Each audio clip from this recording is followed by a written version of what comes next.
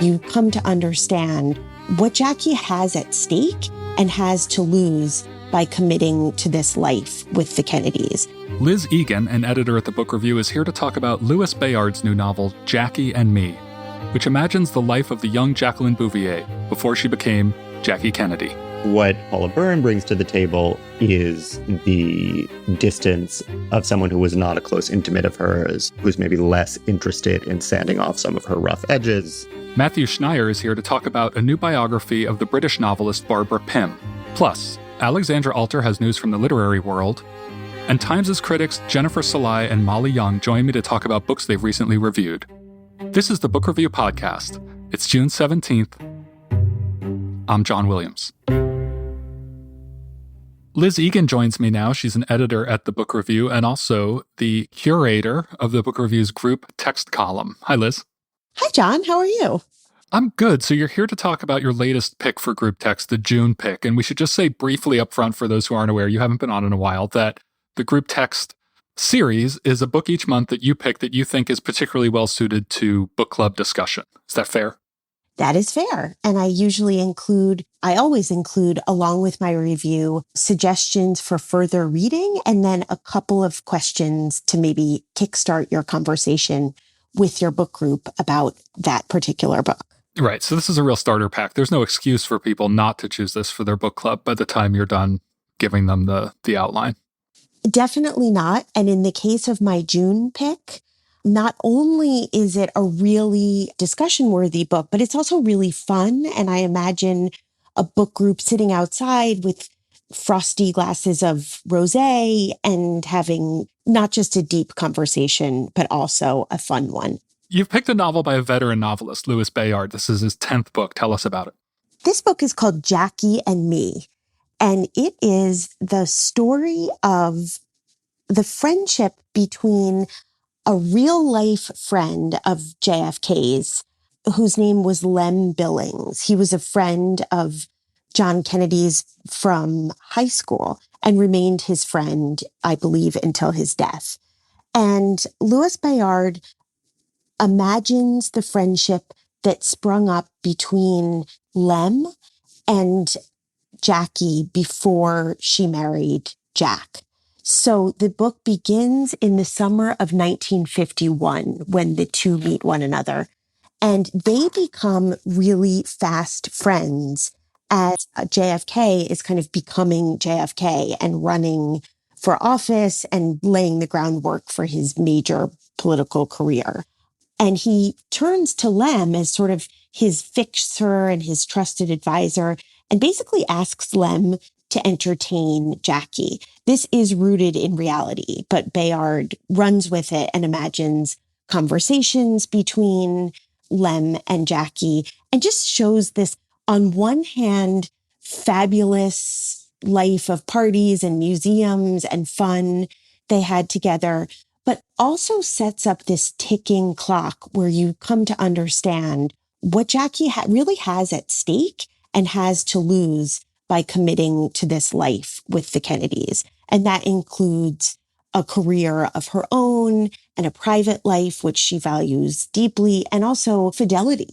We come to understand that this relationship with Jack will involve some extracurricular activity on his part. And Lem becomes close to her and cares about her. And you see him feel very torn about how much to warn her about what she's in store for. You mentioned that the story is rooted in history, and I'm not sure if Bayard gives a sense of this anywhere in the book before or after he starts the proper story, but do you know how deeply rooted and how close the relationship was, and also whether Lem actually functioned in life as this buffer figure? He definitely did function in real life as a buffer figure. In fact, there's another whole book written about the relationship between Jack and Lem.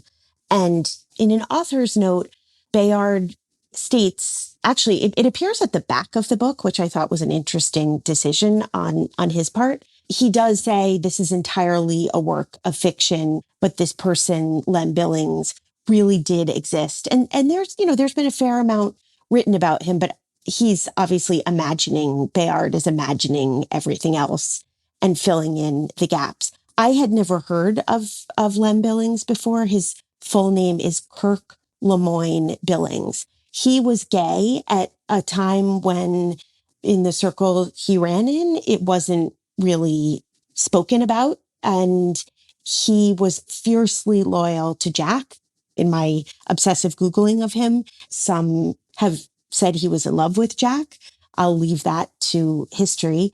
But he was really loyal to the Kennedy family and very much a part of their gatherings, and served as this buffer between Jack and Jackie. Bayard has written other books about presidential relationships and has written other historical novels. What is your sense about not the accuracy of this one per se, but just that feeling of how immersed do you feel in it? How much does it feel stage managed, the details, and how vivid is it? I felt incredibly immersed in it to the point where I kept forgetting that pieces of it were true. This really was a man running for Senate. This really was a young woman who had a kind of exciting career as a photographer and had ambitions of her own. He puts you right in that moment.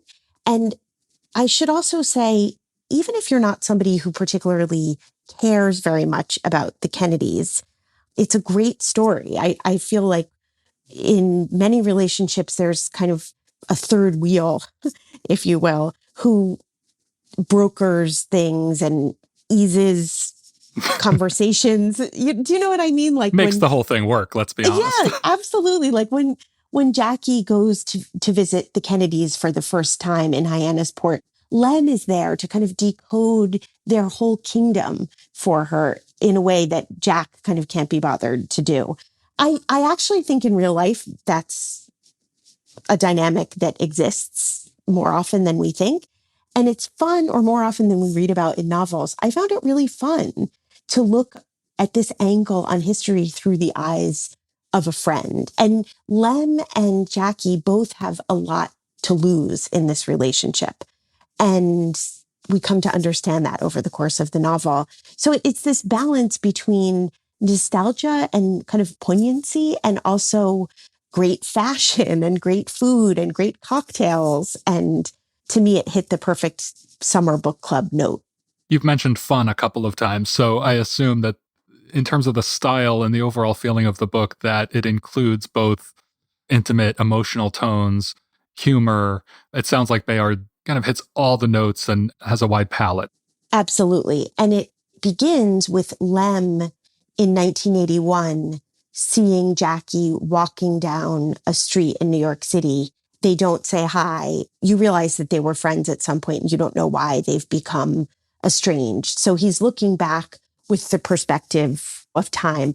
Actually, there's a great epigraph at the front I just wanted to read that kind of sets the tone for the whole book.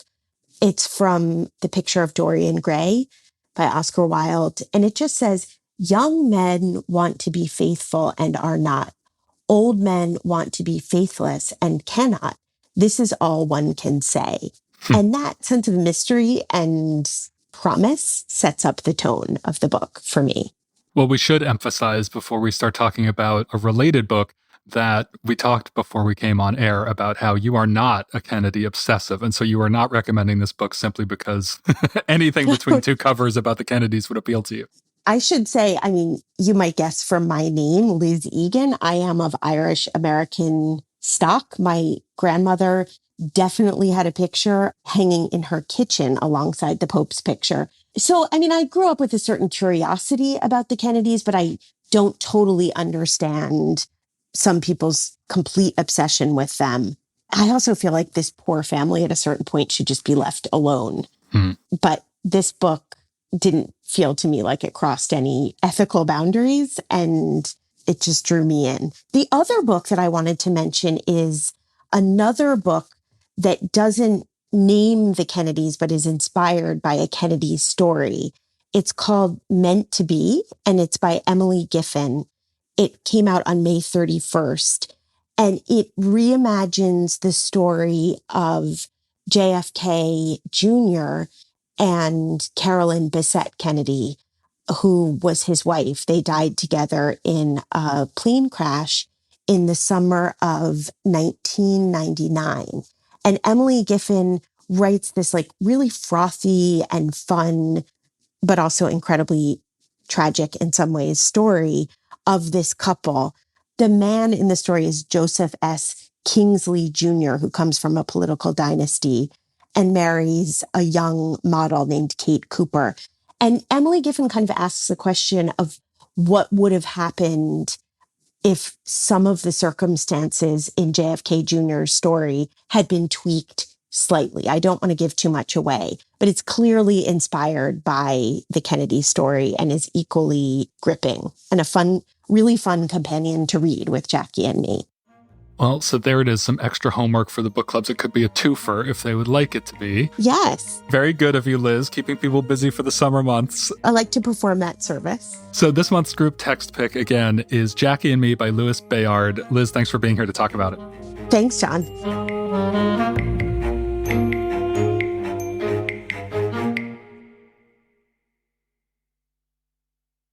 Matthew Schneier is here. He is a features writer at New York Magazine and The Cut, and a former colleague of mine here at the Times. He recently reviewed for us a new biography, The Adventures of Miss Barbara Pym by Paula Byrne. And he's here to talk about both that and Pym's work. Hi, Matt. Hi. Great to have you here. So this is a big biography. Let's start by telling people Pym is one of those writers who comes in and out of fashion, as you note in your review. So just give us a thumbnail sketch of who she was, when she wrote, and what her books were like. Barbara Pym was an English novelist whose life spanned much of the 20th century. She began writing really young. Her first novel she ever worked on, I think, was at 16. And after she went up to Oxford, she began writing in earnest. And the first novel of hers that was ever published a number of years later was begun there and based on kind of the friends that she made there. She had a real run of modest, polite success between 1950 and I think 1961. She published 6 novels in pretty quick succession, and they're great. If people haven't read them, and I know many people haven't, even though among the sort of devoted Pym heads, she's a real passion. They're these little sweet character sketches, very clever, very witty. She was often compared to Jane Austen, which was a writer that she loved and appreciated, but also a kind of very easy comparison, whereas Pym, I think, is a little bit, her ironies can be a little bit darker than some of Austen's. And there's a sense in her work that she is spotlighting characters who are not the kind of Emma Woodhouses who are beautiful and rich and effervescent. They're what she sort of ended up calling excellent women, which is the title of I think, her best sort of starter novel. These women who are well brought up and very proper, a little bit pious, but can also be a little dowdy, a little dreary, a little bit easier to overlook. I mean, I think one thing that's great about Pym is that she yanks the spotlight away from these more explosive, more effervescent characters that other novels might focus on, and focuses on these excellent women who are often seen at the periphery, kind of observing, often judging, but have an incredible insight and perspective of their own. So it's 2022. Why this biography now, and what does Paula Byrne bring to the table? So, as you say, Pym has little vogues every couple of years. People are always rediscovering her work and then somehow always seeming to forget it a bit. This happened in her own lifetime. In the early 60s, she was still writing, and her publisher quite callously dropped her. They just felt that the swinging 60s were on the rise, and these were years where Dr. No was the bestseller, the James Bond book, or at least the bestseller from her publishers, Jonathan Cape. And there was just the feeling that there wasn't an interest in the kind of work that she was doing. And she spent 15 or so years basically in the literary wilderness after that, still writing entire novels, but basically for herself and her friends until fortunes and tastes changed again, and she was ushered back into the spotlight. And so that's happened to her a number of times in her career, never quite so much in the wilderness, but people discover her and their appreciations of her, and then she subsides into the ranks of sort of minor novelists. We should note that poor Miss Pym has been dead for 42 years now, but this keeps happening to her reputation. She has gone to her ultimate subsidement, sad to say. But yes, her reputation, I would say, has only grown in the years since her death. And one of her closest friends and colleagues, a woman named Hazel Holt, along with Pym's beloved younger sister, Hilary, have taken up the mantle of Pym studies and published, after her death, a collection of her letters and diaries, which functioned as a kind of biography, or they called it an autobiography, even though Pym herself did not oversee it. Hazel Holt then wrote a biography a few years later than that herself. But I think what Paula Byrne brings to the table is the distance of someone who was not a close intimate of hers, who's maybe less interested in sanding off some of her rough edges, and who's really willing to do the significant work of a serious, meaty, lengthy, as you say, biography. And as far as I know, it's the first to do this full a treatment using the huge store of Pimiana at the Bodleian Library at Oxford, where she donated her papers. Pym heads, Pimiana, we're getting a whole vocabulary today. So the book clocks in at over 700 pages, but it is divided up, I noticed, and as you note in your review, into these incredibly short chapters. The table of contents runs for 9 pages, which is almost unheard of these days, although I looked back and you make the point that Henry Fielding is and his classic novel, Tom Jones, was perhaps an influence on Pym, and that novel has a 25-page table of contents. So I guess Byrne was maybe mimicking that. So she tells this story in little bursts. Does it feel coherent? It does. The style of the kind of 18th century flourishes is not one that I thought was particularly necessary to the book, although to give Byrne credit, I think she's styling it after one of Barbara Pym's own diaries or journals, in which she titled herself The Adventures of Miss Barbara Pym, whatever, in this very self-conscious, young, belletrist way to Fielding in these 18th century novels she was reading. But in terms of the short chapters, yes, I think the book skips along at a nice clip. It's very engaging. Byrne herself is a very sprightly writer. And though it certainly takes detours into every kind of nook and cranny of Pym's long life, I don't think it feels like a slog. It does feel comprehensive to the occasional point of exhaustion. It doesn't sound from the review like it's a biography that's particularly heavy on literary analysis. How does she approach the work? What do you get out of that part of the book?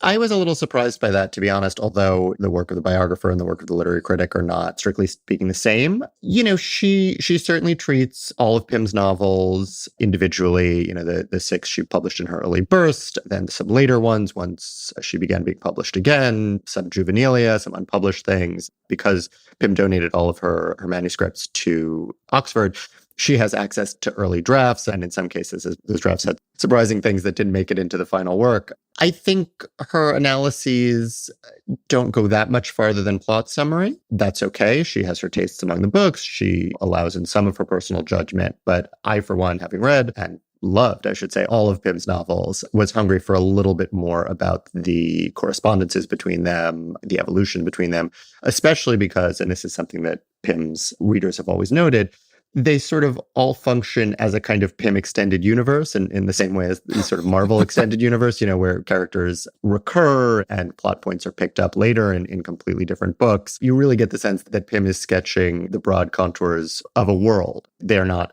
a series and they're not all about the same characters, but it's a nice little parlor game of finding favorite minor characters popping up in this book or that, or stories being embroidered upon from a novel or two ago in the next one. You hinted at some surprises that were in the drafts of novels that didn't make them into the final books. What were some of those, and how self-conscious was Pym about taking those things out, and why didn't they make it in? Well, the real one, the sort of blockbuster of this book, although I should note that the devoted readers, researchers of the Barbara Pym Society, which is a wonderful collective of true obsessives that I've spent a very little bit of time with, this is not news to them. However, I think it will be news to many of Pym's more casual readers that she had a kind of flirtation with Nazism in the 30s. She learned German while she was at Oxford. She was an ardent Germanophile. Byrne is very good about the ways in which she styled herself in the German mode. She wore a Tyrolean hat. She would pepper her speech with German phrases pretty irrelevantly. And she ended up visiting Germany several times in the 1930s as Nazism was on the rise, and in fact fell in love with a member of the SS, we think, most likely the SS. There's some debate about that, but I tend to agree with Byrne that it seems most likely that he was in the SS, the Hitler Guard. And in the novel that eventually was published as Some Tame Gazelle, which was her first published novel, but she was working on all the way back to the Oxford days, it is based in part on her and her sister and her friends. And the main character, who's originally called Barbara and in the published version is called Belinda, has an ongoing flirtation with a Nazi and with Nazism. And in the 1930s, I think it was perhaps difficult to see clearly what was to come. In retrospect, this seems abhorrent to us, and obviously it is. But to give Pym some credit, I think it was hard to foresee exactly where it would go. And later in her life, she did seem to recant all of her interest in this. That said, even at the time, savvy friends were reading. Her friend Jacques Liddell, who became a novelist in his own right and critic, and her sister Hilary, who was vehemently anti-Nazi, were encouraging her to remove all of the Nazi references from the book. And by the time it was published, she had in there funny substitutions like a swastika brooch becomes in the published version a little seed pearl brooch. Quite a substitution. Yes. Yes. So, this is not quite a gotcha moment, but it certainly gives a kind of different context and flavor to Pym's life and to Pym's work. And this is the sort of thing that's really, sort of soft pedaled, if included at all, in the earlier autobiography and biography. This is something that Hazel Holt and Hilary Pym didn't really want to touch, I gather. And she's an author who is beloved among her fans and readers, so it's hard to square that, so they look the other way sometimes. There's a photo that's reproduced in the book of Pym sunbathing beneath a swastika flag in Germany. And obviously that's something that is difficult to see and unpleasant to see. But I think Byrne does make a fairly good case that she really recanted all of these positions, and that the positions there doesn't seem to be a lot of evidence that these positions were based on her own anti-Semitism or anything of that sort. It was really more a flirtation, it seems, both with the culture and then with this one specific officer in particular. Right. And maybe her interest in the country got away with her. So you write in your review that she had a tough luck love life. How did her personal life influence her fiction, or did it? And what was her domestic life like? This poor woman, she loved to love, and she had a fairly hard go of it. One of the things that's really interesting about the biography is that Byrne is able to make a pretty good case that Pym was not a liberated woman in the kind of post-1960s, post-1970s sense.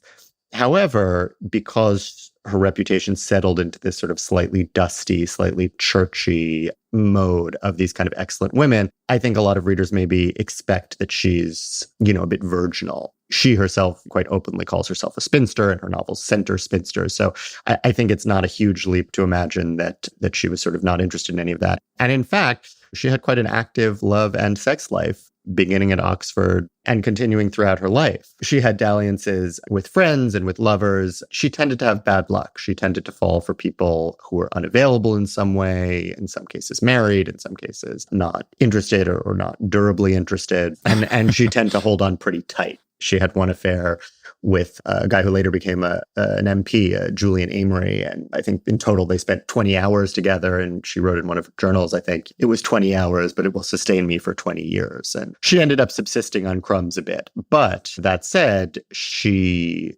used a lot of these feelings and a lot of these characters in her work and transmogrified them into her fiction. In some cases, getting a little bit of revenge. She could send up the pomposity and the tiresomeness of some of the men who were giving her things like respect and esteem, where she might have preferred love and adoration in work.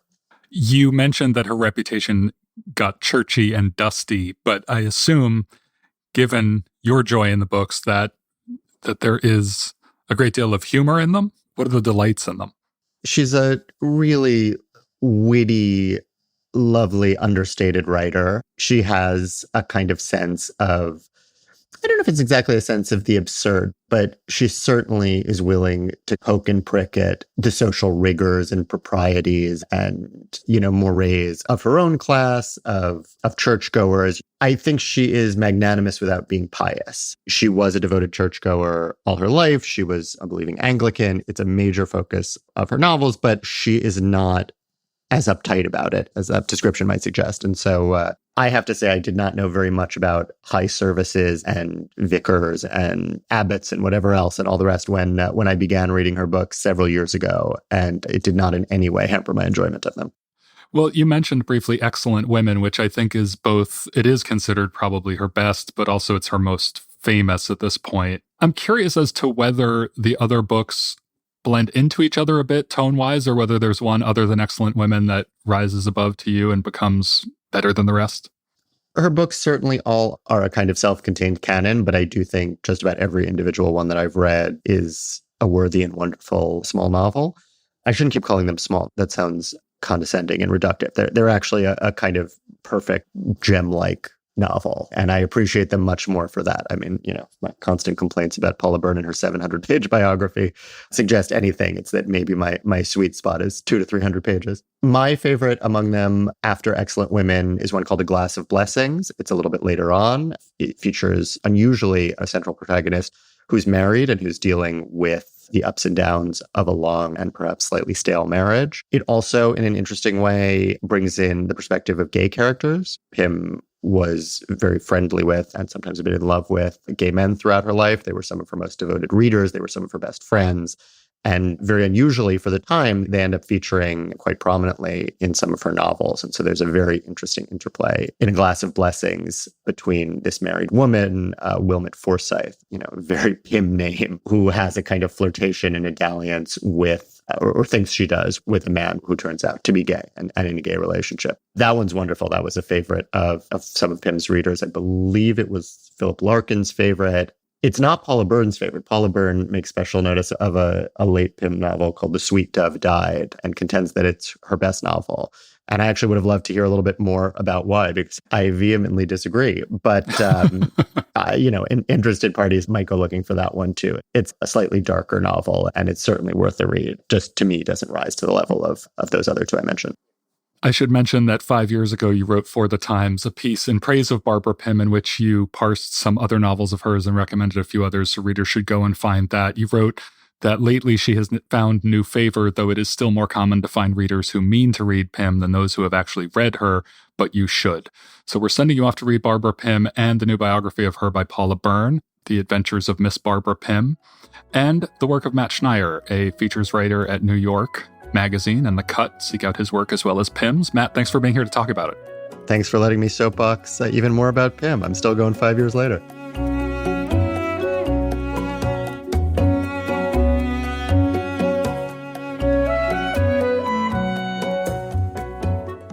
Alexandra Alter is here with notes from the literary world. Hi, Alexandra. Hi, John. You talked to a real character recently. Werner Herzog, the filmmaker, has done something new at his advanced age. Yes, so Werner Herzog has just released this week a new novel. It's his debut, and he's almost 80 years old. And of course, he's known for his filmmaking. He's made more than 70 films by his count. And so it was a surprising late career turn. And I wanted to talk to him about why he made this shift. He has written some notable nonfiction books before. That's right. He has been writing throughout his career, and he's written a lot of poetry. I don't think he's published much of it, but he's written some books of essays, books of journals. One of his more well-known books, Of Walking in Ice, describes this journey he made on foot from Munich to Paris. It was 600 miles in the dead of winter. He went to visit a dying friend, and he wrote about it. Another one that I think is quite well known is his account of all the disasters that occurred while he was making his film Fitzcarraldo in the Peruvian jungle. There were many, including a crew member who had to amputate his own foot with a chainsaw after a venomous snake bite, plane crashes, fires. He's definitely a writer as well as a filmmaker. And what was surprising to me, though, is the extent to which he identifies himself that way creatively. He told me he believes he'll be remembered more for his prose than his films. And so this story that he tells in his first novel, The Twilight World, is one that he has been ruminating on for more than 25 years and thought about making a film about, but ultimately decided it would work better in a novel form. So the story that he tells is actually a true one. It's about Hiro Onoda, who was an intelligence officer in the army in Japan during World War II and was deployed to this island in the Philippines and was told to secure the territory, make sure the enemy didn't make any inroads there, and was also warned that he might not get any more orders. And once the troops had withdrawn, he was simply just stay there and make sure that that territory was held. And so he followed those orders for an extraordinary amount of time. He was there in the jungle for nearly 30 years. He refused to believe that Japan had surrendered, that the war was over. When leaflets were dropped announcing the end of the war, he saw spelling errors and assumed they were enemy forgeries. So it's really a very Werner Herzogian character. You know, Herzog loves these extreme figures like Timothy Treadwell, the man who embedded himself with grizzly bears to his own detriment. He was mauled to death. Or he loves stories about people who go to the edge of a volcano that's about to erupt. Anyone who is testing themselves against nature. And so Onoda was very much one of these figures. And what was I think even more compelling for Herzog was that he had met him when he was in Japan in the 90s to direct an opera. He was asked if he wanted to meet the emperor, and he said no, which caused a great amount of shock amongst his colleagues. It was like an incredible faux pas. And then they said, well, then who else do you want to meet? And he said, Onoda, and they met. And so he told me that he based this novel largely on those conversations that they had, as well as Onoda's own autobiography. Did he tell you why he didn't either make this a film or write it as a nonfiction book since he knew him personally?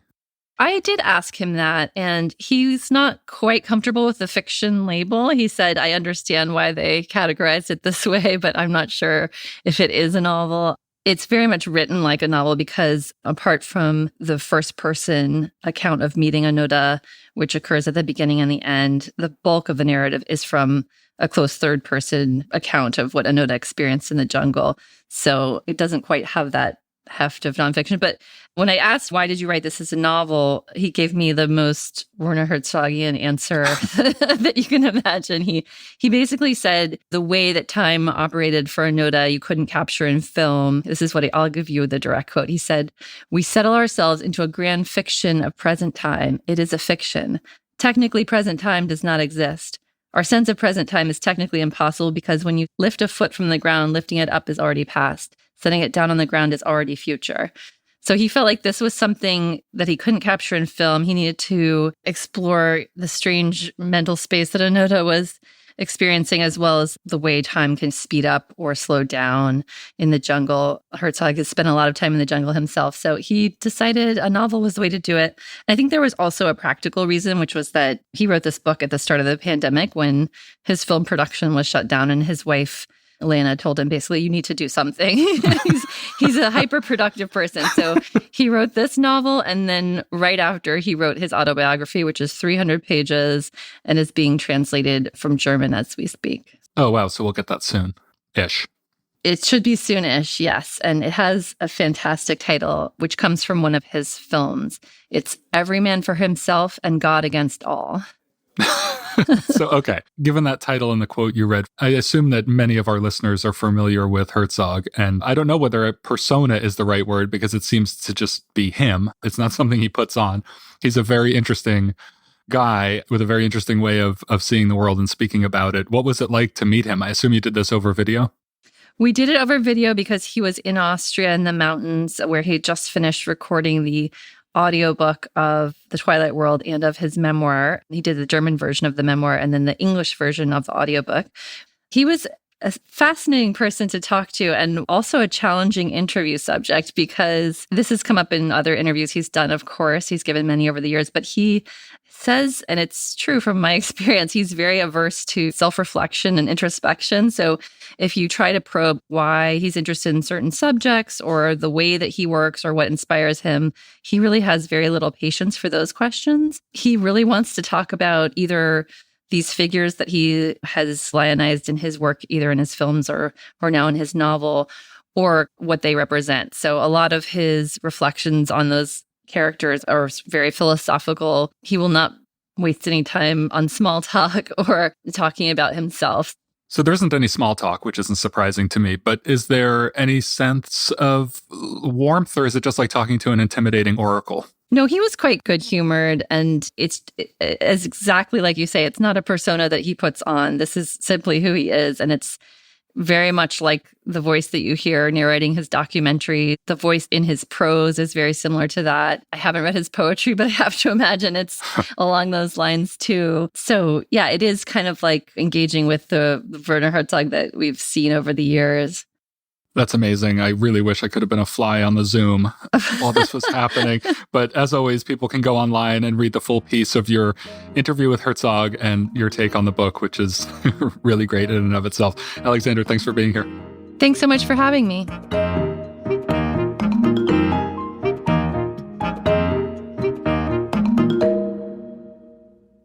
Two of the Times' book critics are here, half of our fearsome foursome, Jennifer Salai and Molly Young. Hello, you two. Hi, John. Hey, John. So we're going to get into the books you've most recently reviewed. Jen, you reviewed something that was fascinating, if a little gruesome. Is that a fair word? Yeah, I guess gruesome is a fair word, although I should say, so the book that I reviewed is called The Facemaker.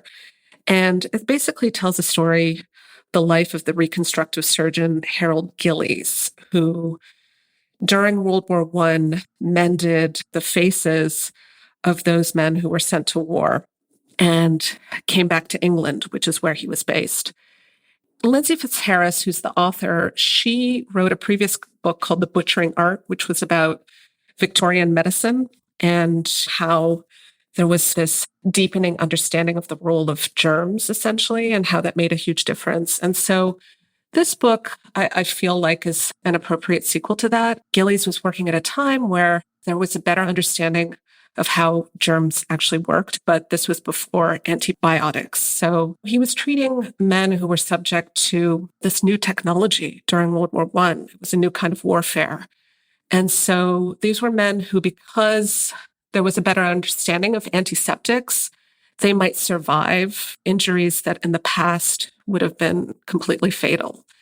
And so he was dealing with really severe facial injuries. Some of these men couldn't necessarily eat because they had jaws that no longer existed. Some of them weren't able to close their eyes to sleep because something had happened to their eyelids. So she tells a story of how he basically improvised a new approach to surgery. And he wasn't alone. She does talk about other doctors, other specialists like dentists who really push this field forward. And it's completely fascinating. I mean, she's a really good storyteller. She apparently even has her own television show called The Curious Life and Death of on the Smithsonian Channel, which I haven't seen. But she's clearly interested in matters of life, death, medicine, all that kind of stuff. And at pivotal moments in that history. Yes. You said that she mentions the other people who helped him out. And obviously there were many pioneers in this field. But why do you think she centers the book on Gillies? Because of his pioneering work or his personality or both? I think it's a combination of things. I think, first of all, he was really collaborative. And I think that she wants to emphasize that even though there were other surgeons who were working to repair facial disfigurements during the war, he was somebody who really felt it was necessary to collaborate with others and to see facial surgery as interdisciplinary. And so I think she thinks that that's very important. Also, I think as a doctor with a particular bedside manner, I mean, he really understood that facial injuries were different from other kinds of wartime injuries. Amputees during World War I were often held up as heroes, whereas people whose faces were essentially totally unrecognizable were often treated as reminders, like actual graphic reminders of the carnage during the war. So they were often avoided, shunned. And so he really took it upon himself not just to treat the physical injuries, but to give them the kind of psychological encouragement that a lot of these men, she consults some of their papers. It was very, very meaningful to them. Is it a story, the way she tells it, that feels sort of mostly like a narrative science history, or is that human element really stressed throughout? I mean, I imagine there's something very moving about his relationships with some of these men and certainly what they're going through.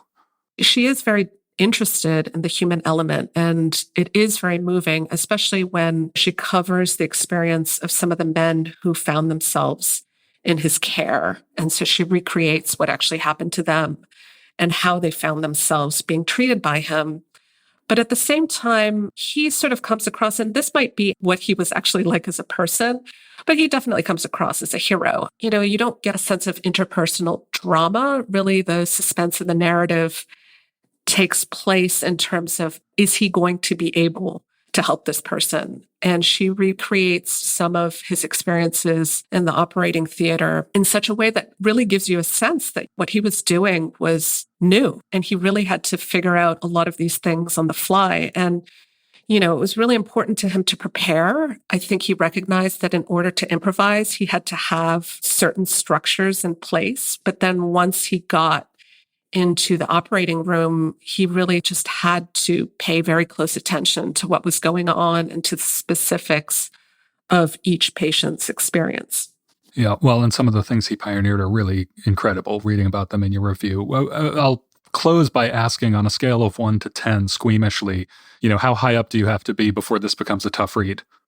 It's pretty intense, I would say. Fitzharris, I give her credit because you could be really voyeuristic with this book, and she's not really interested in that, although I think it's really important for her, as well as for the narrative, to be specific and to evoke exactly what was going on, especially what made these facial wounds so difficult to treat. So she really does have to get into that stuff.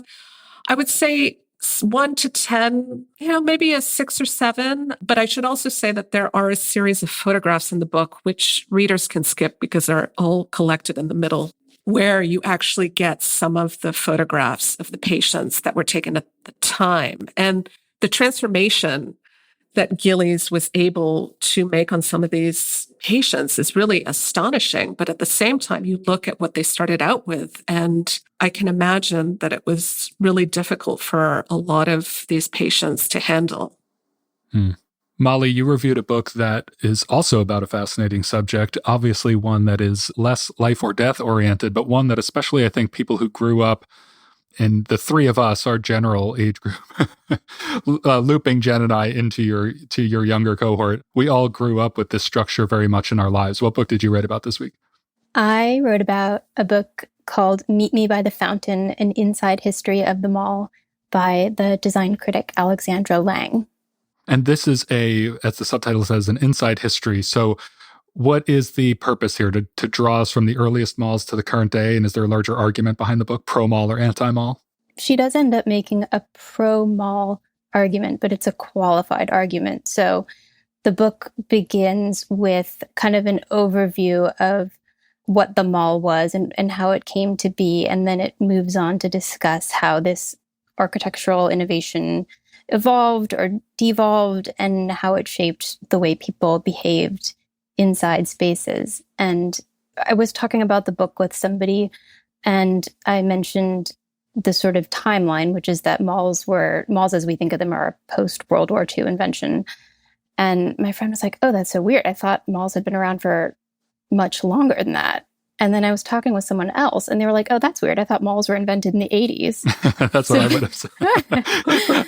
There were department stores in the 1800s, and those were kind of a pre-mall idea where you had big stores that had all sorts of various items in them. And the idea was that people could spend a long time browsing and not leaving the store. But what we think of as the shopping mall or complex, it's a very specific thing. It's a collection of stores that are connected by recreational spaces like food courts and greenery and playgrounds. It has tons of parking. There are certain shapes that malls tend to have. There's the classic dumbbell shape, which is where you have an anchor tenant at either side. There's U-shaped malls and O-shaped malls. And I think there's one Z-shaped mall, which is an anomaly. Terrifying. Terrifying. I certainly think of malls as something that had their big boom time in the 80s, maybe into the 90s. But what were the post-World War II? What were the big innovations and when did they happen? Where were they?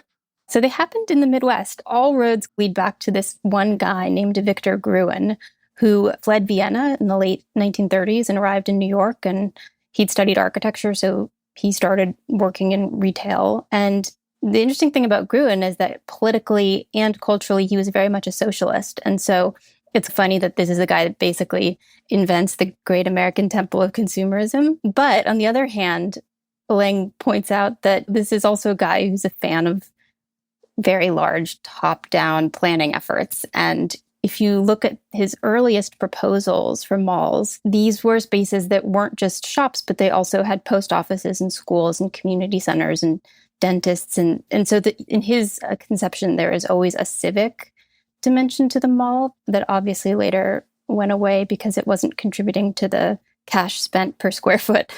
He wasn't just interested in pretzels and CDs, is what you're saying? Yeah, amazingly, no. Through the book, you introduced me to this concept called a Gruen transfer, which puts a very specific term to something that I've felt in my soul many times. What is that? Oh, yes, the Gruen transfer. This is something that he probably would not want attached to his name, but it's a description of what happens basically when you enter a shopping center with a goal in mind, like I want to buy a stereo. And then by exposure to other things, you end up buying something else and something else and something else. Maybe a Mrs. Fields cookie and then maybe a pair of earrings on your way back out. And it's the idea of shopping transforming from a task to a form of recreation, and how all the sort of temptations of the mall are designed to make that transfer happen. You said that it is pro-mall, but with qualifications. I would say that the anti-mall case, at least the way I've heard it from people over the years, could be summed up as it's a bit soulless. It's that Gruen transfer, I guess, is the negative side of that, is that you end up just spending your money on some useless things. But what are the arguments that Lang makes for revivifying malls? Because a lot of them have been abandoned and defunct now, but she wants to, I assume, bring them back with some qualifications. Exactly. And she mentions this whole genre of dead mall, zombie mall photography and exploration, which if you go on YouTube or Reddit, there's a thriving community of people who take photos of decaying malls. And it's true that, they are very difficult to repurpose. It's not easy to turn a mall into housing or a school because it's such a specific structure. But she points out something really interesting, which is also something that Joan Didion pointed out in her essay about malls. And the idea is that this commercial imperatives around malls accidentally created a form of space that accommodated people who don't otherwise have a lot of societal power. So the young, the old, the disabled, the poor, a mall has to be compliant. So there have to be ramps and easily accessible elevators and signage. And it's also climate controlled. So if you live somewhere where there are extremes of weather, you can go into a mall for free in theory and escape that. There's bathrooms, some form of security. Sometimes it's a good thing, sometimes it's a bad thing. But, at one point, teenagers could go to a mall and their parents would allow them to do that because there would be mall cops. And so there is the assurance that nobody would get into too much trouble. Of course, the other side of that is that mall cops can be forces of harassment and irritation, especially for skateboarders. You sound like you speak of experience there, but we won't get into that. So the idea is that in theory, a mall could be a very welcoming place and it could perform a service. But in reality, there are a lot of reasons why that tends not to be the case. I did find myself, while I was reading your review, you were sort of enunciating some of these things about what a mall can be. And it was as if the concept hadn't existed before. And I thought, wow, this really does sound like a great idea. So maybe there is a way to bring it back and just keep the great stuff and ameliorate some of the bad stuff somehow. Let's go over again the books you reviewed most recently. I reviewed The Facemaker, A Visionary Surgeon's Battle to Mend the Disfigured Soldiers of World War I by Lindsay Fitzharris. I reviewed Meet Me by the Fountain, An Inside History of the Mall by Alexandra Lang. Remember, there's more at nytimes.com/books. And you can always write to us at books@nytimes.com. The Book Review Podcast is produced by the great Pedro Rosado from Headstepper Media. Thanks for listening. For the New York Times, I'm John Williams.